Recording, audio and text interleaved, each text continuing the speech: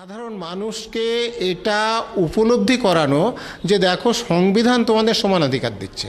সংবিধান বলছে যে কোনো সম্প্রদায় যদি পিছিয়ে থাকে এডুকেশনালি বা ইকোনমিক্যালি, তাহলে তাদের সরকারের দায়িত্ব হচ্ছে তাদের জন্য বিশেষ ব্যবস্থা করে তাদেরকে এগিয়ে নেওয়া, অধিকারবোধ বুঝিয়ে দেওয়া এবং সংগঠিত হয়ে অধিকারবোধ আদায় করা।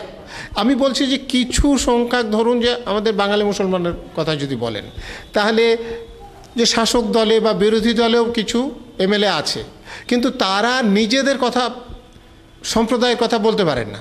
আমাদের লোকদের এটা বুঝতে হবে যে আমাদের কথা যদি বলতে হয়, আমরা যে পিছিয়ে আছি, আমাদের জন্য কিছু করা দরকার, আমাদের যে উপরের পদেও কিছু থাকা দরকার।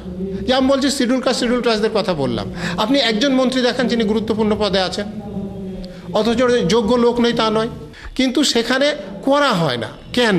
দেখুন, জুন মাসে আমরা মূল্যবাসী পার্টি অফ ইন্ডিয়া বলে একটা পার্টি, মূল্যবাসী সমিতির লোকেরা গঠন করে নির্বাচন কমিশনে আমরা দরখাস্ত করেছিলাম। নির্বাচন কমিশন স্ক্রুটিনি করার পর আমাদের জানিয়েছিলেন যে আপনারা খবরের কাগজে বিজ্ঞাপন দিন, দুটো স্থানীয় কাগজে, দুটো জাতীয় স্তরের কাগজে। সেই বিজ্ঞাপন আমরা দিয়েছি এবং তার পেপার কাটিং দিয়ে তাদের কাছে আমরা জমা দিয়েছি। আমরা যে কোনো মুহূর্তে রেজিস্ট্রেশন পেতে পারি, অতএব রাজনৈতিক দল করব না, আমরা অলরেডি গঠন করেছি, রেজিস্ট্রেশনের জন্য ইলেকশন কমিশনে লিখেওছি, এবং সেটা যদি রেজিস্ট্রেশন পেয়ে যায়, আমাদের লোকেরা যদি চান তাহলে তারা প্রার্থী দেবেন।